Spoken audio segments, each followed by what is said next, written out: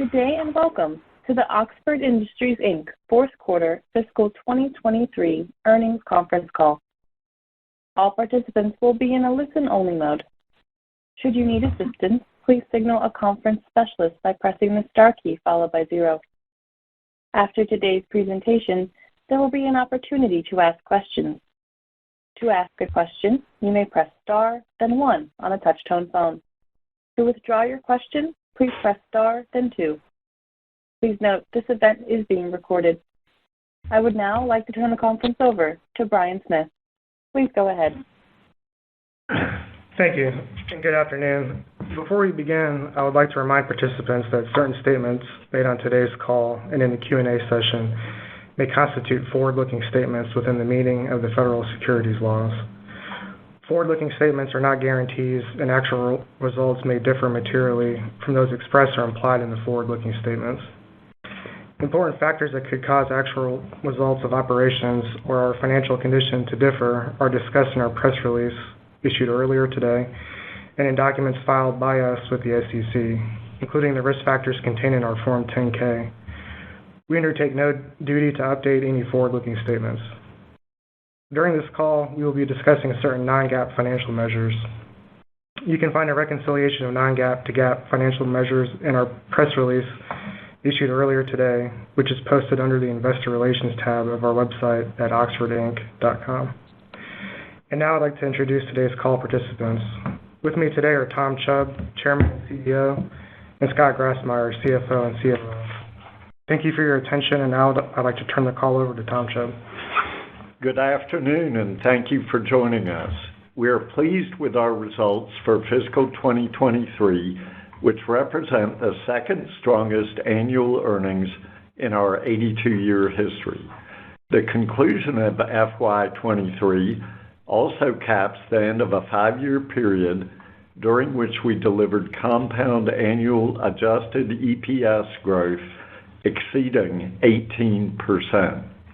In addition, we generated strong cash flow from operations of $244 million in fiscal 2023, allowing us to invest in both organic growth and acquisitions, return capital to our shareholders via our quarterly dividend and opportunistic share repurchases, and pay down almost all our outstanding debt. On today's call, we'll walk through our recent performance and provide an update on the initiatives we have planned for fiscal 2024 that we believe will position us to continue to deliver sustained profitable growth and drive long-term shareholder value for many years to come. In terms of how we wrapped up the fiscal year, January was a bit softer than expected, and as a result, both our fourth quarter and full year came in at the low end of our forecast, with sales for fiscal 2023 totaling $1.571 billion and adjusted earnings per share coming in at $10.15. The January softness continued into the new fiscal year, and February was also down as we cycled strong double-digit comps in February of last year. In March, as comparisons eased, business has picked up, and month to date, we are comping modestly positive. We believe the choppiness we have experienced is reflective of a somewhat unusual situation where most economic indicators are actually fairly positive, and yet consumer sentiment remains materially below where it was for the 4 or 5 years prior to the pandemic. The muted consumer sentiment is manifesting itself in consumers who have the ability to spend but are being much more cautious in their spending on discretionary items such as the fashion apparel, which is the core of our business. Experience has shown us that during times like this, when near-term demand is choppy, it is best to stay focused on the long-term opportunity and strengthening the fundamentals of the business, that have created our strong foundation, and that is exactly what we plan to do during fiscal 2024. First, we will double down on our efforts to make sure that we have fresh, new, differentiated product that gives the consumer a good reason to open her wallet. Second, we will make sure we maintain the elevated, happy, and optimistic messaging that is representative of each of our brands. Third, we will make sure that we are being diversified and creative in the media channels that we use to try to communicate our brand messages to the customer. And finally, we will make sure that we are making our product available to our customer when and where she wants it, including our own stores, e-commerce websites, restaurants and bars, and wholesale accounts. Across all our brands, there are initiatives planned for fiscal 2024 that touch on each of these four fundamentals. In Tommy Bahama, our biggest brand, we are focused on continuing to develop and grow our hospitality business. Our hospitality business, including our new Tommy Bahama Miramonte Resort, our full-service restaurants and bars, and our unique upscale fast casual Marlin bars, is a key part of the success of our brand. Hospitality helps complete the dream that is Tommy Bahama in the customer's mind, and in that way helps evolve the brand, acquire new customers, retain existing customers, and increases the annual spend of the brand's guests. As we have mentioned in the past, our stores that are connected to one of our restaurants and bars almost uniformly do a higher percentage of business in women's than the fleet average and have higher sales per square foot by a significant margin than the fleet average. Hospitality has been a big part of our success in growing our women's business over the last several years, so that women's has now grown to 36% of our total Tommy Bahama direct-to-consumer business. Our efforts during the 2024 calendar year include opening 6 new Marlin bars, including one in Winter Park Village in Florida, which opened in January, and one in La Cantera outside of San Antonio, Texas, which opened in February. Both of these new additions to the fleet are off to a terrific start. 4 additional Marlin bars are planned for the second half of fiscal 2024, including one in South Park Mall in Charlotte, King of Prussia Mall, which is one of the nation's premier malls, the Oaks in Oklahoma City, and the Sarasota, Florida area's upscale Lakewood Ranch community. 2024 marks the 65th anniversary of the Lilly Pulitzer brand.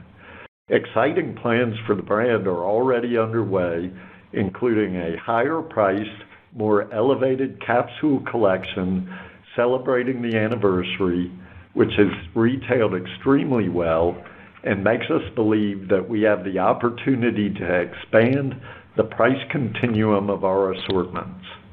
We also have a number of exciting collaborations underway, several of which have already launched.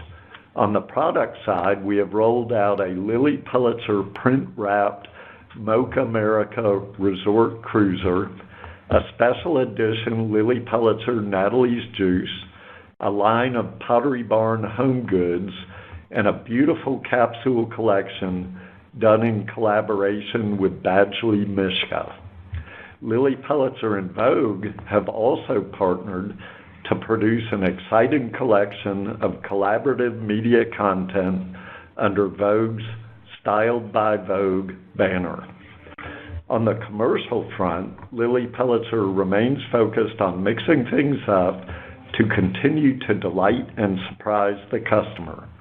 We have changed several of the promotional events that we ran last year during the first and second quarters, such that we expect Lilly Pulitzer's first quarter to be materially smaller than last year and the second quarter to be materially larger than a year ago.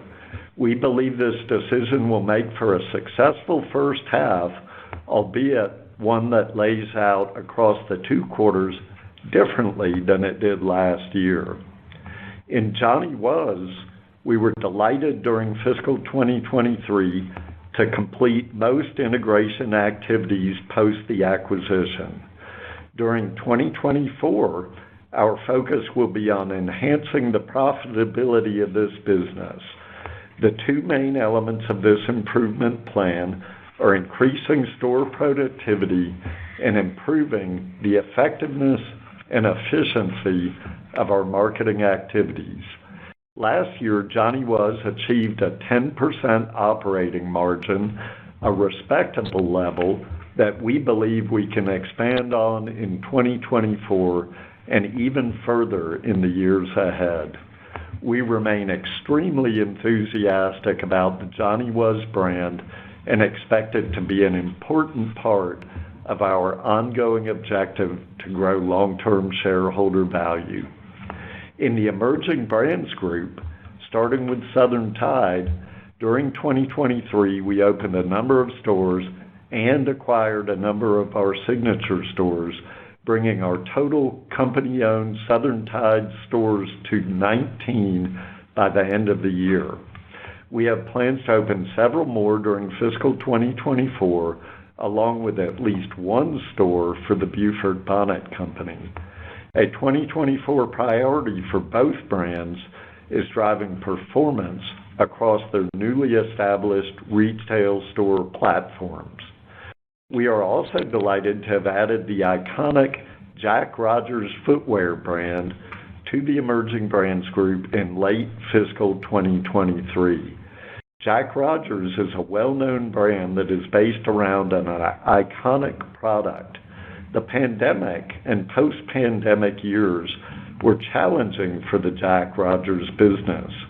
While Jack Rogers will be slightly dilutive to earnings in 2024, we are going to use this year to focus on resetting the brand, cleaning up inventory, and preparing the brand for future success and profitability.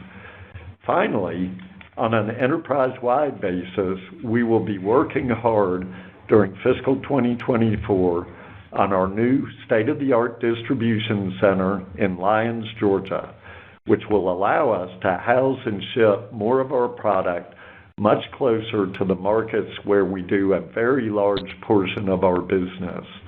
This should allow us to get product in consumers' hands more quickly, replenish our stores faster, and ultimately allow us to do more business on less inventory. The initiative also allows us to leverage our long history in the Lyons community and the excellent workforce that we have there. We believe we will be able to do all of this while maintaining highly competitive shipping costs. We also have exciting plans to explore opportunities to expand our use of artificial intelligence across the enterprise. We already employ AI in a wide variety of specific situations and believe that we will continue to find incremental use cases where we can employ AI to improve our efficiency and effectiveness. As we look to our forecast for fiscal 2024, as outlined above, we have excellent plans for each of our brands this year. That said, we expect the cautiousness of the consumer to persist throughout the course of the year. The current operating environment has led to caution among many retailers, and as a result, we expect our wholesale business to be down meaningfully in the first quarter compared to a very strong first quarter for wholesale last year. We expect wholesale to be positive on a year-over-year basis for the balance of the year, which will partially but not fully offset the first quarter decline, meaning that we will be down slightly in wholesale for the full year. Scott will provide more detail in a minute, but as a result of the wholesale decline, the cadence change in Lilly Pulitzer that I mentioned a few minutes ago, and the weak February, we expect the first quarter to be materially below last year's first quarter results. For the full year, we expect mid-single-digit top-line growth with new stores and modestly positive comps offsetting the headwinds that I have outlined. From a profitability standpoint, gross margins will be flat to up slightly, while we will experience some pressure at the SG&A line due to the effects of inflation across expense categories, as well as the new stores, Marlin Bars, and other investments we are making in the future. We are very proud of the portfolio of brands that we have built and the strong connections we've forged with our customers. Most of all, we are incredibly proud of the amazing team of people that bring them to life every day. As always, we are committed to delivering on our near-term targets while staying focused on the initiatives that will strengthen our brands and business fundamentals over the long term. I'll now turn the call over to Scott for additional color on 2023 and our plans for 2024. Scott?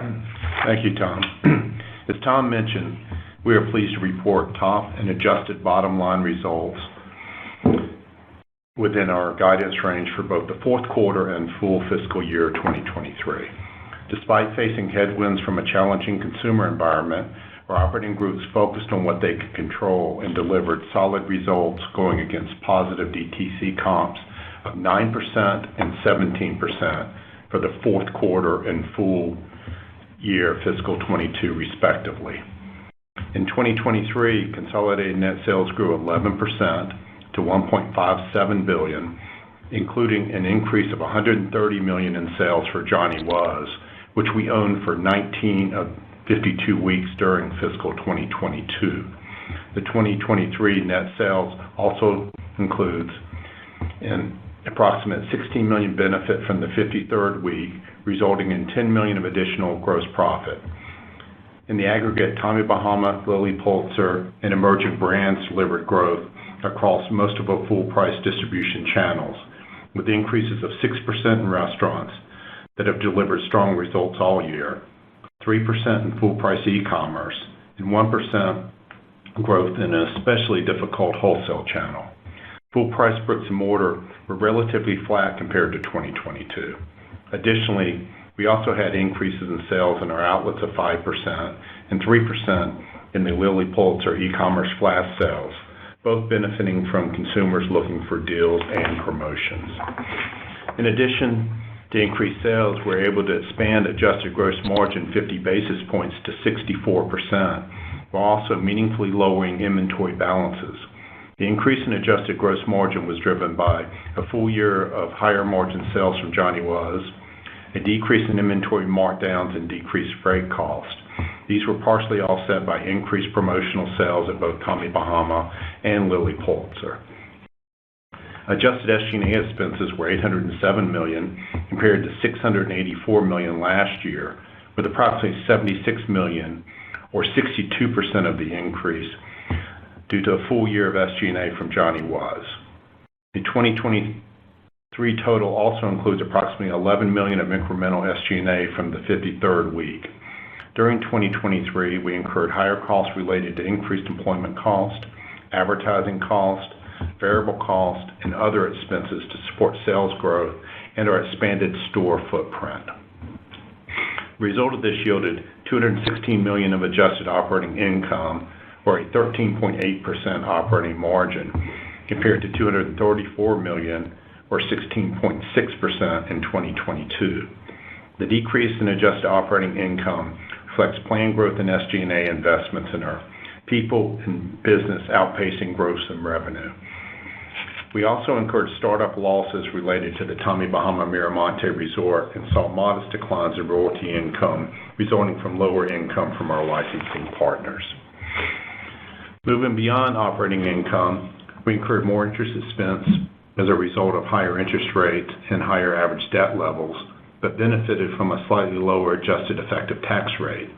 With all this, we achieved $10.15 of adjusted EPS, solidly within our guidance range.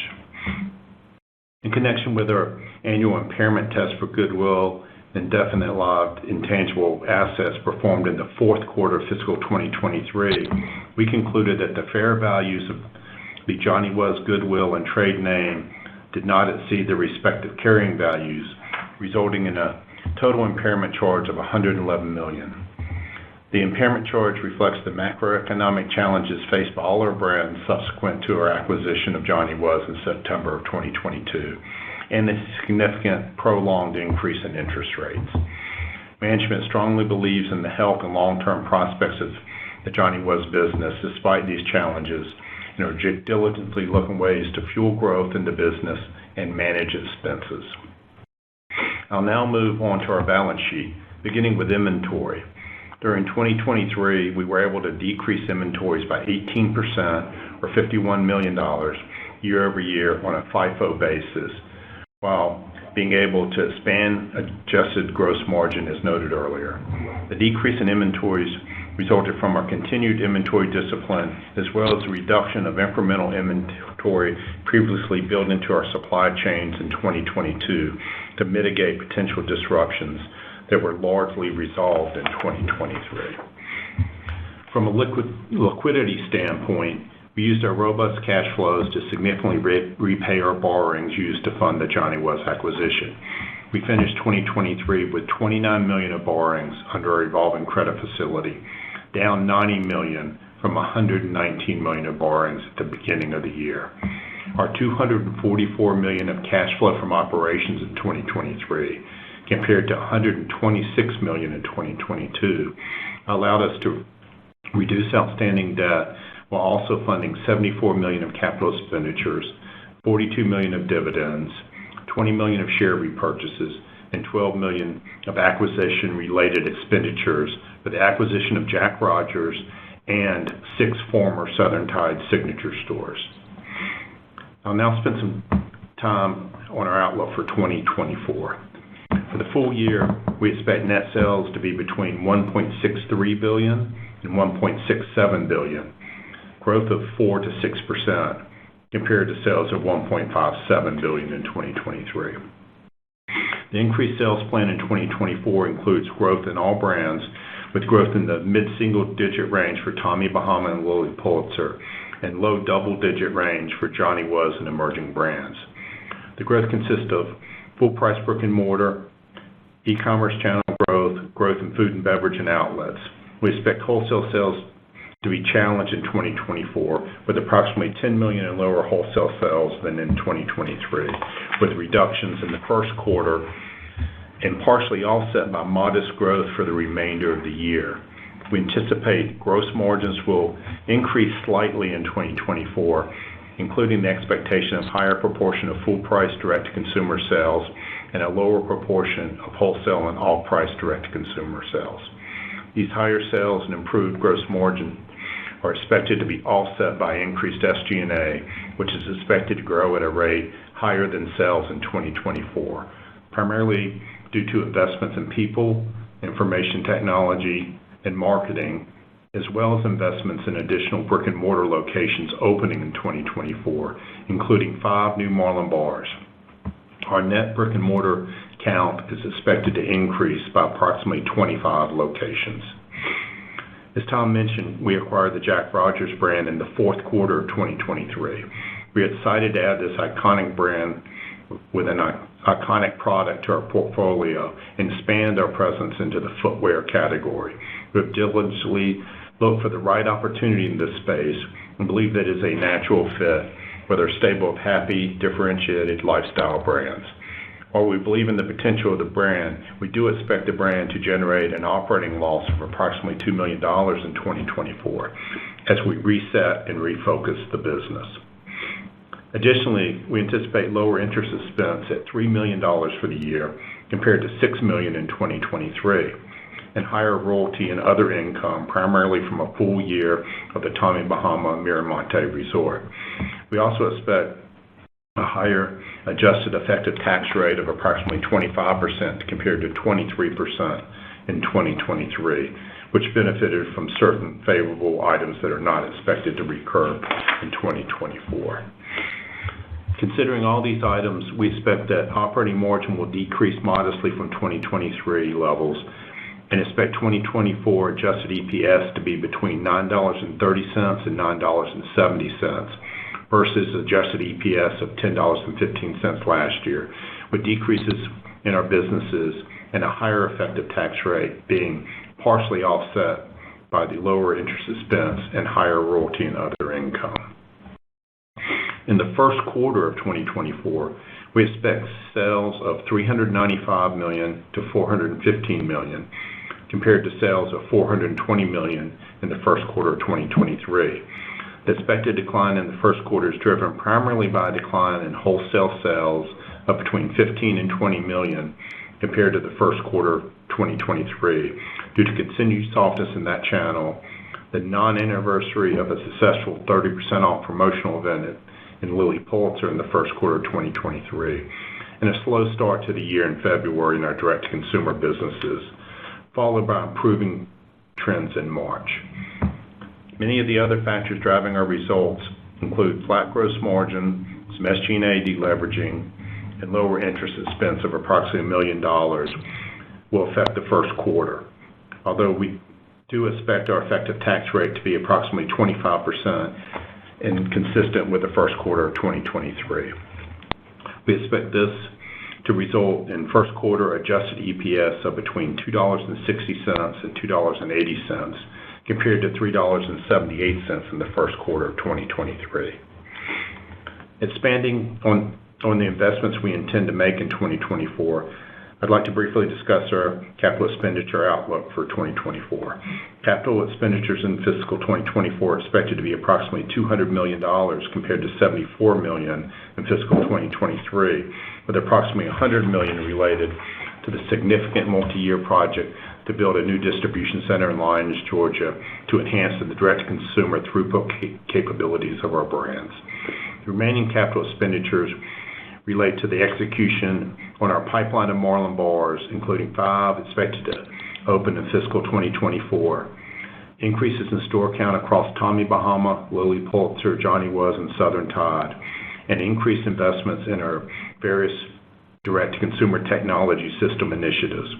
We expect this elevated capital expenditure level to moderate in 2025 and beyond. We also have a positive outlook on our cash and liquidity position as well. Cash flows from operations are expected to be very strong, giving us ample room to fund the previously mentioned investments and a 3% increase to our quarterly dividend. Thank you for your time today, and we will now turn the call for questions. Betsy? We will now begin the question and answer session. To ask a question, you may press star then 1 on your touch-tone phone. If you are using a speakerphone, please pick up your handset before pressing the keys. If at any time your question has been addressed and you would like to withdraw your question, please press star then 2. At this time, we will pause momentarily to assemble our roster.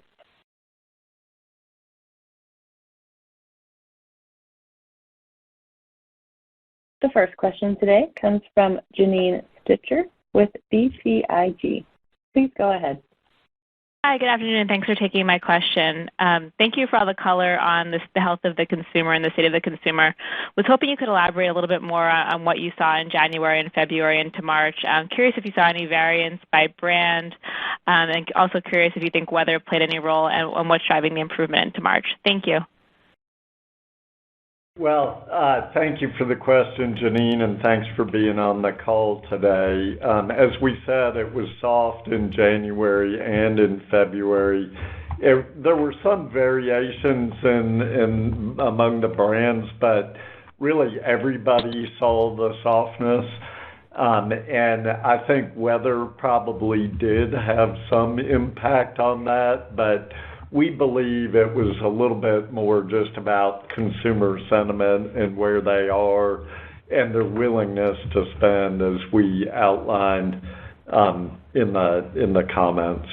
We also were going against very difficult comps from the prior year. So the January and February both had very strong comps a year ago, and so we think we're going against the toughest comps of the year, and comps started moderating in March forward. So we're optimistic that we can still comp positive for the year, although very modestly.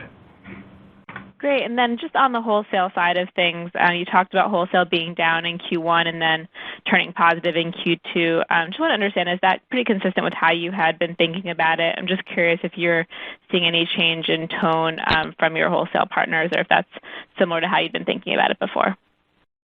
I think I've been pretty cautious for a while now. I think it, maybe is they've been a little more cautious than we would have thought back in the latter part of this year. But the good news, Janine, is that our performance at wholesale is actually quite strong from those accounts that we get data. Most of the majors give us pretty good feedback on how we're performing on the floor. And those numbers actually look quite good. So we believe over the longer term that we're not losing any position at all. In fact, we're outperforming our peers on the floor, and that as the retailers get a little more optimistic about, where they are in their overall business, that we will get, rewarded for our performance currently. We also are optimistic, we don't really have this in the plan, but that we might get a little bit of in-season business. And then the last thing I would tell you is that we talk about the caution a lot, but I think a lot of it, or at least a portion of what's going on, is also that retailers are getting their inventories back in line post-pandemic. There was a period where they were, because of all the supply chain issues, they were overbuying maybe a little bit, sort of just in case inventory, because they didn't know, what they were going to get and when they were going to get it. And I think most vendors are, shipping pretty much on time and complete these days. So there's less of that sort of safety stock buying going on. So we view this as a short-term blip, Janine. We don't really think we're losing ground in wholesale, and in fact, we think we're probably getting stronger in that arena. Yeah. And last year, Janine, first quarter was a very strong wholesale quarter for us. I think we were kind of bucking the trend in the industry where we were actually up in Q1 last year. So we are, again, going against a strong wholesale period of the year before for us. Great. Thanks so much, and best of luck. Thank you, Janine. The next question comes from Mauricio Serna with UBS. Please go ahead. Great. Good afternoon. Thanks for taking my questions. Just wanted to get a little bit more detail on the quarterly trend. You mentioned, February started soft, March got better. Maybe you could tell us, quarter to date, how are the DTC comp sales trending, and what is for your full year sales guidance expectations, what are the implied DTC comp sale? And then maybe you talked about the gross margin drivers, being essentially a positive sales mix shift. Anything that you can tell us about your expectations on promotions? And then just lastly, if you could elaborate a little bit more about the Jack Rogers acquisition, what prompted you to buy the brand, any overview about the brand, the size of the business. You talked about the impact on the operating profit, but maybe what do you think about the top line? That would be very helpful. Thank you. Yeah, well, maybe I'll start in reverse order and go with Jack Rogers. It is a great brand, Mauricio. It's been around for a long time. Like Lilly Pulitzer, it was born in about 1960, I believe. Lilly was 59, as far as we know. Jack Rogers was, I think, 60 or so, 59, 60, right about the same time. Born in Palm Beach, was popular with Jackie Kennedy at the time, later Jackie Onassis. Very classic brand. They have a single sandal that people refer to as Jack Rogers that they're very, very well known for. And they've been sort of a staple of East Coast classic ladies dressing for a long, long time. At one time, this business was up in the $50 million plus range. During the pandemic and the post-pandemic, and probably even a little leading up to that, it went through sort of a rough period with a number of changes in management and, of course, all the issues that happened with the pandemic. But they've still held on to their sort of iconic positioning with the customer. And so we bought it at a time where it needs a little bit of a reset, needs to go back to its core DNA, go back to its roots. There's some inventory that we've actually mostly got cleaned up at this point, but we need to do that, sort of reset the marketing, and we're going to take this year to do it.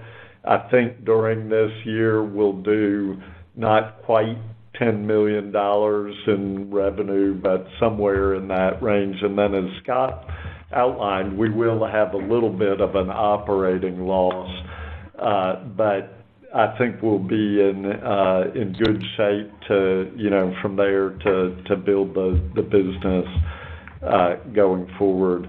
And then I think you had also asked about comp assumptions for the year. Yeah. First off, February was down low double digits, but again, going against a very robust comp. Last year, we had really strong February, strong early March, and then we started seeing it weaken a bit. So we're down low double digits in February. March, we're up very modestly. We have a very modest positive comp, but March is a bigger month. So I think quarter to date, we're like mid-single digits down, but trending in the right direction. And so for the year, we're not expecting a overly robust comp, but we still think we can, for the year, come out slightly on the positive side. Great. And in terms of promotions? Yeah. As we noted in our prepared remarks, we expect gross margin for the year to be flat to up slightly. That's mostly driven by mix change, but it also doesn't reflect, a whole lot more discounting in the product.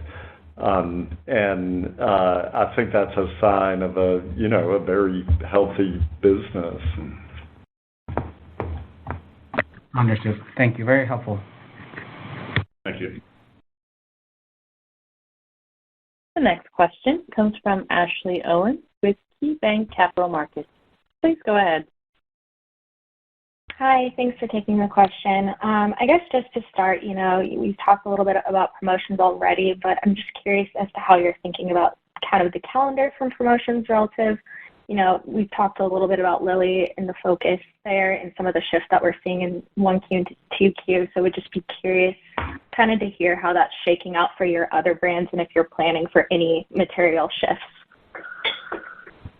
I think Lilly's the biggest shift. And, last year we did a 30 off event in the first quarter. And while it generated a lot of revenue, we believe maybe it was off everything. And we believe that it would be better not to do that because sometimes you get a little bit of a hangover after it. So we're not going to do that event this year. But we will do Lilly flash sales. And we're going to mix them up a little bit.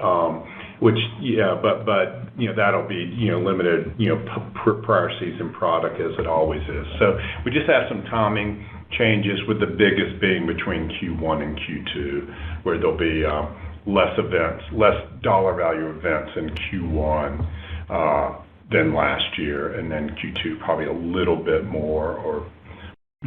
So that's the biggest change. I think everywhere else, it's pretty much typical type promo events. Tommy does their friends and family twice a year, and they do their promotional cards with a flip side event a couple times a year, and then they do very limited end-of-season sales, and I think their plan is to do basically those exact things again this year. Okay, great. And then I guess just kind of to follow up on that, again, a lot of guidance and color kind of on that 1Q, but also some shifts going into 2Q. So just thinking about the overall guide for the top line, as we move through the remainder of the year, any help you could provide kind of on the shaping there when we're factoring in some of the moving pieces that we're seeing would be helpful. Yeah, we would expect, top line, for each quarter going forward to be up, anywhere from, high single to right at double digits, or maybe more, at least mid-single to low double digits, where first quarter will be a bit weaker. And again, wholesale, we expect wholesale for the Q2 through 4 to actually be up a little, but Q1 being down, so that'll help quite a bit. And then again, not having that big negative comp like we had in February, we don't expect that to repeat, as the comps we're going against for the rest of the year we think are not as difficult as the February comp. So we expect sales growth in every quarter going forward. Okay, great. Thank you. Thank you, Ashley.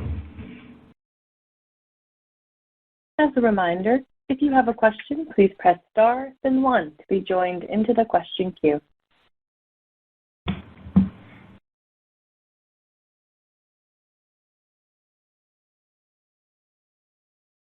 This concludes our question and answer session. I would like to turn the conference back over to Tom Chubb for any closing remarks. Thanks to all of you for your interest and your attention today, and we look forward to talking to you again in June. And until then, hope you stay well, and we'll look forward to seeing you then. The conference is now concluded. Thank you for attending today's presentation. You may now disconnect.